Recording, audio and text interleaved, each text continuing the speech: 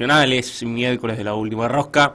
Y como hemos adelantado, hoy vamos a hablar del plano electoral, hoy vamos a lo que nos gusta, así que bienvenido a esta magnífica mesa, señor Joaquín González. ¿Cómo le va? ¿Qué tal? Buenas noches, Brian. Buenas noches, Ale. ¿Cómo ¿Cómo están va? ustedes? Bien, bien. Te noto... Estás un poco corrido a la derecha. claro. Es cierto, es cierto. Para. Que anticipando Acordate tocando que al revés. madera de los resultados de domingo, me voy a correr un poco más Al para centro. la izquierda. Claro. ¿Cómo va, Joaquín? Todo bien por suerte. Acá está viendo un poco cuáles son los prospectos para el domingo. Mm. Tenemos Encima las tenemos mucho, elecciones. porque el miércoles pasado no hablamos, ¿no?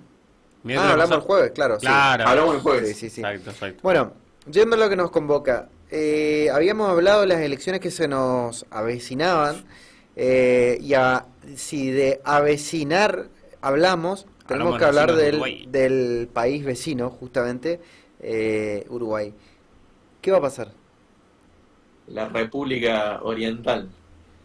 Y bueno, yo diría que también creo que todos estamos mirando Uruguay por ser un poco la excepción a la regla en el concierto latinoamericano. Siempre el país que parece tener quizás el modelo más estable y las transiciones políticas más pacíficas. La Suiza de Sudamérica dijeron algún día, alguna vez. La Suiza de Sudamérica, así dijeron muchos, considerado en algunos, en 2021 creo que salió como el país menos polarizado del mundo, Mira. y en 2023 creo la democracia más estable de la región, al menos, de América Latina, que bueno, no es poca cosa. Entonces, bueno, es bastante envidiable este transitar más calmo que pasa Uruguay, pero bueno, las encuestas dicen al menos, y los techos electorales más o menos indican que el ganador de la primera vuelta va a ser el Frente Amplio en su vuelta al poder. Recordemos que el Frente Amplio, primero que el presidente de Uruguay tiene un lapso de 5 años, Sin que elección. no es, digamos, no es renovable, Ujú. no es que se puede presentar a la siguiente elección, sí puede ser la misma persona, pero tiene que esperar 5 años más para presentarse nuevamente. Y bueno, después de 15 años en el poder del Frente Amplio, con Tabaré Vázquez primero, luego Mujica y luego Tabaré Vázquez nuevamente, el Partido Nacional ocupó el poder estos últimos 5 años, y ahora al parecer, según lo que indican las encuestas, en primera vuelta, lo que es seguro es que en primera vuelta gana el Frente Amplio. Lo otro que es seguro es que seguramente se irá al balotaje, a la segunda vuelta. Si bien se presentan 11 partidos, los dos, digamos, que están en la contienda final, es el Frente Amplio y quien hoy está en poder, que es el Partido Nacional, en una coalición con el Partido Colorado, que son los dos partidos también históricos, ¿no?, de la escena política. Y lo otro a recordar, creo que es importante, es que en el balotaje uruguayo, a diferencia del argentino, se necesita llegar al 50% más uno de los votos válidos. En el O sea que balotaje. se necesita una legitimidad mayor, digamos. ¿En el balotaje es necesario el 50 más uno o ahora es necesario el 50 más uno para ganar de primera vuelta? En el balotaje es necesario el 50% más uno de los votos. ¿Y qué pasa si ninguno de los dos llega? Si hay un Otro balotaje. 50-50. Por lo menos, Ujú. en el balotaje está planteado así. Mirá. Pero bueno, veremos a dónde. Hasta ahora, lo otro interesante es que de las 5, entiendo que de las 4 de las 5 elecciones que ha habido hasta ahora, desde la última reforma constitucional, las 4 se han definido por balotaje. Es, Así que tampoco es raro que se defina ahí. es muy complicado el hecho de ganar en primera vuelta en Uruguay. Es un piso muy alto el que hay que alcanzar. Y además, parece una cuestión, no lo tenemos como burla, sino que lo tenemos como una cuestión más realista. Ayer charlamos si la población de Uruguay es el equivalente a solamente la ciudad autónoma de Buenos Aires, básicamente. Así es. De hecho, creo que son más o menos la cantidad de electores, creo que son 2.700.000. Ujú. Sí, no, Sí, sí. no, Es, es bastante complicada. Y en este sentido, Joaquín, en cuestiones de nombres, porque hablaste de frentes, en cuestiones de nombres que cabeza la lista y obviamente en cuestiones de planes de campaña, ¿qué se sabe hasta ahora? y bueno, por el Frente Amplio, los candidatos, el candidato a presidente es Yamandu Orsi, que fue ex intendente de Canelones, y Carolina Cose, ex intendenta de Montevideo. Y bueno, por el Partido Nacional, es el secretario, quien fue secretario de la presidencia de la calle Pou, Álvaro Delgado, y, si no me equivoco, Valeria Ripoll, Ujú. que bueno, son los candidatos, un poco uno, el del Partido Nacional, es quizás el riñón del fin de la calle Pou, que trata de traspasarle quizás esa popularidad, la cual no se está logrando. Y del otro lado, yo creo que de ambos lados lo que se ve también es la desaparición quizás de las grandes figuras de la política uruguaya en los últimos 15 o 20 años, ¿no? Más allá de que sea una figura traccionadora, por lo menos de la parte de la derecha y la centroderecha, Luis Lacalle Pou, como liderazgo emergente que tuvo hace algunos años, pero bueno, ya Mujica, que de hecho lo vimos en el cierre de campaña, y bueno, Tabaré Vázquez, que desapareció físicamente. Pero bueno, esta desaparición de liderazgos hace también pensar que cuáles son los liderazgos que van a surgir a futuro y si van a traccionar.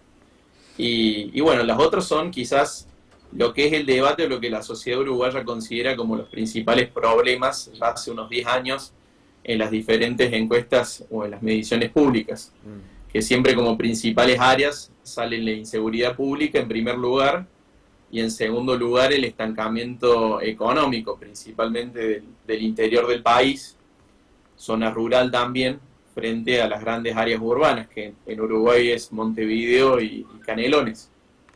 Sí, bueno, de hecho, justo a esa parte iba. Uruguay se ha planteado como un país ordenado con la particularidad de tener un pueblo capaz de conversar y tratar de encontrar a través del diálogo la forma de poder gobernar.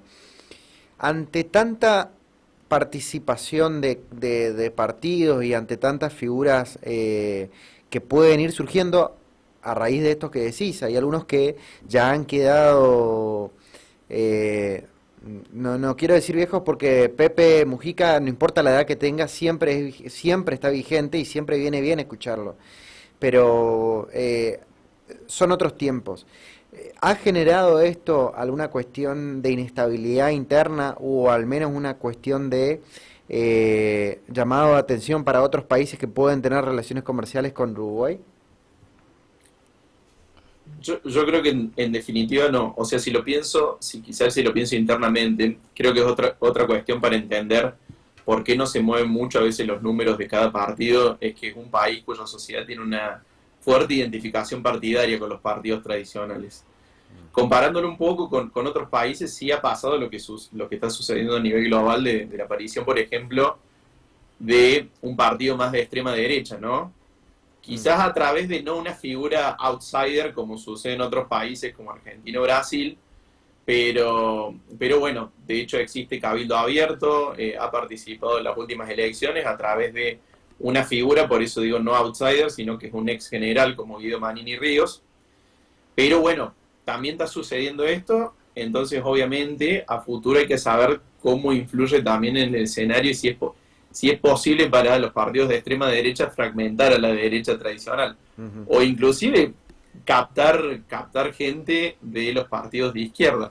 En Uruguay creo que es más difícil que pase, pero en definitiva yo creo que lo que da la estabilidad en sí, mirando desde afuera, lo que da esa sensación de estabilidad, algunos lo llaman, bueno, puede ser seguridad jurídica para quien invierte en Uruguay, puede ser estabilidad política para otros países de la región.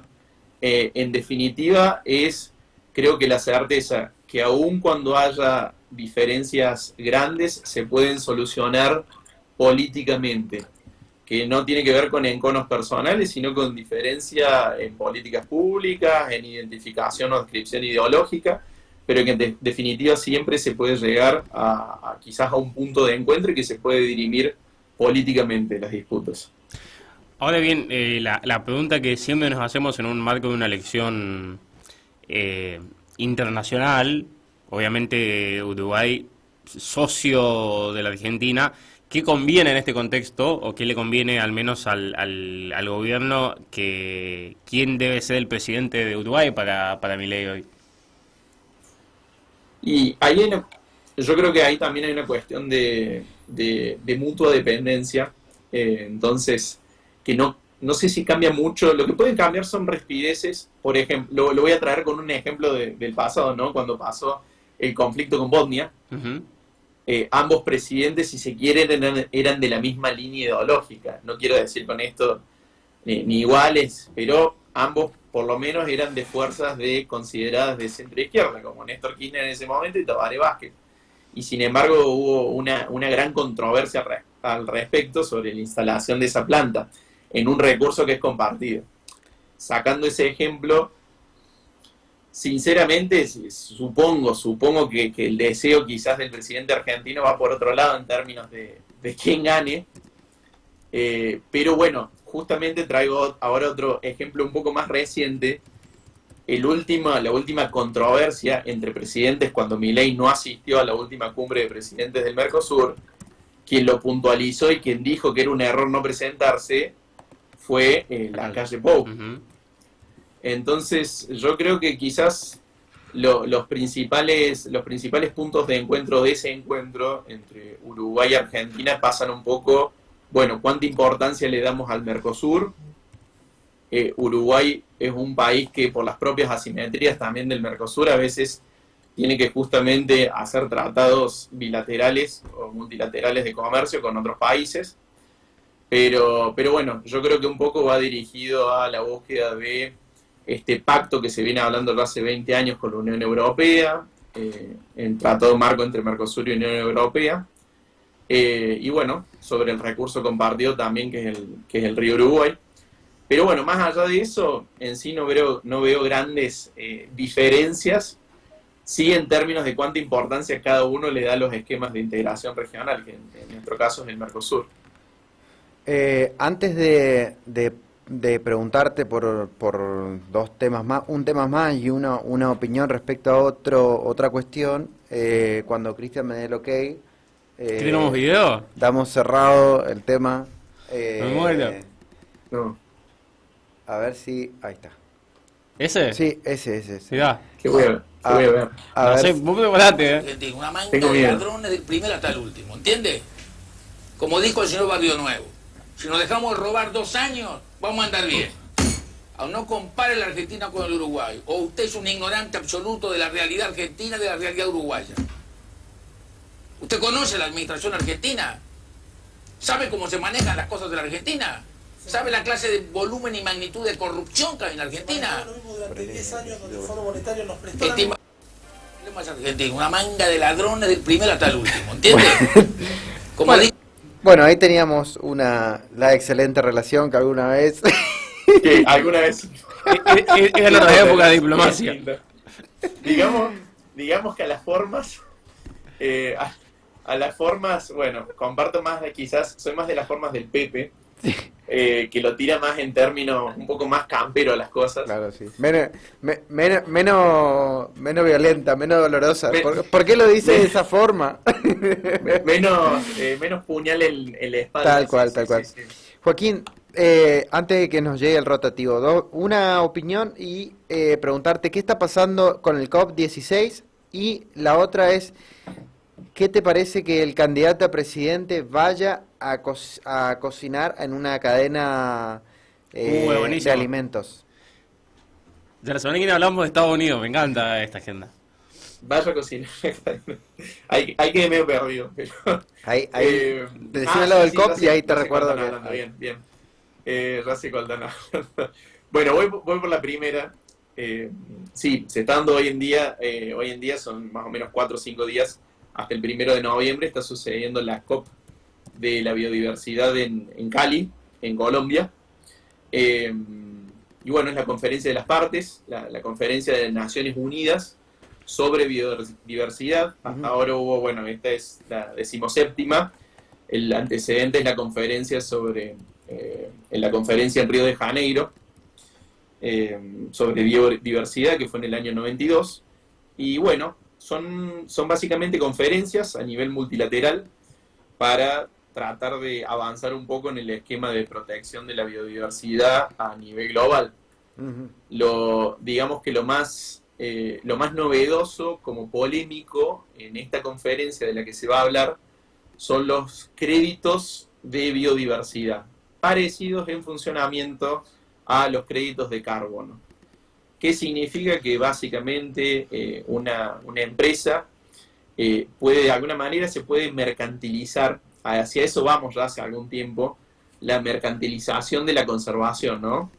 Voy a poner un ejemplo medio burdo, que una empresa pueda, de alguna manera, en un proyecto de inversión que implique costos de pérdida de biodiversidad, pagarlos o compensarlos, como se usa el término, con una inversión. Por ejemplo, rompo o destruyo una parte de una selva en Brasil, bueno, invierto para plantar 20 árboles en un país en África o en Asia, de alguna manera de compensar esa pérdida.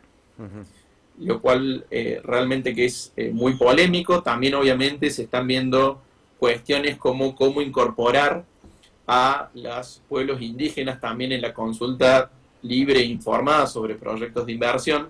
Lamentablemente los esquemas hoy en día que utilizan los países parecen ir a contramano de eso.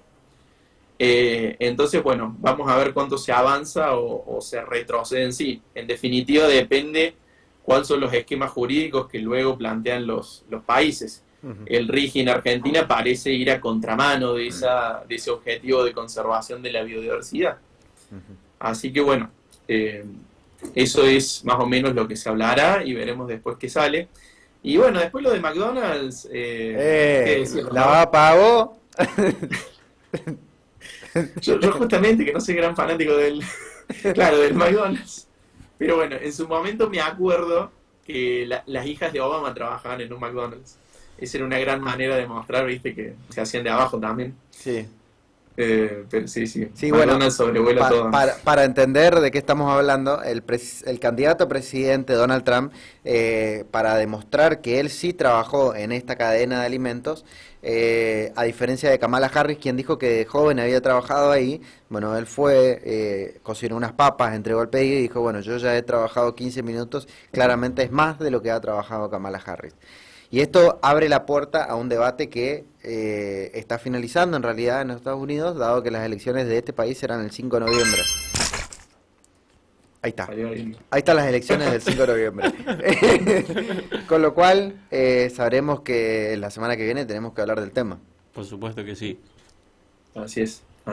Veremos qué nos depara. Va a ser bastante particular y bueno. Vamos a ver qué dicen los swing states. Bueno, entonces, para este domingo, victoria del amplia... No, ¿cómo era que decía este Zócalo de C5N cuando había ganado el señor Scioli? Amplia victoria de Scioli. Algo así era, ¿no? Creo que sí. Scioli ganó por amplia diferencia, era. Así va a ser el título de Joaquín para la nota de hoy, ¿no? Gana el Frente Amplio por amplia diferencia. Así te y titulamos. Se dirige a la nota. Así nadie dice que dije algo que no dije. Joaquín, un gusto como siempre. Nos vemos el miércoles que viene a ver qué nos depara la política internacional. Muchísimas gracias. Un Muchas gusto gracias. Y buena semana para ustedes. Lo mismo para vos. Abrazo. Chau.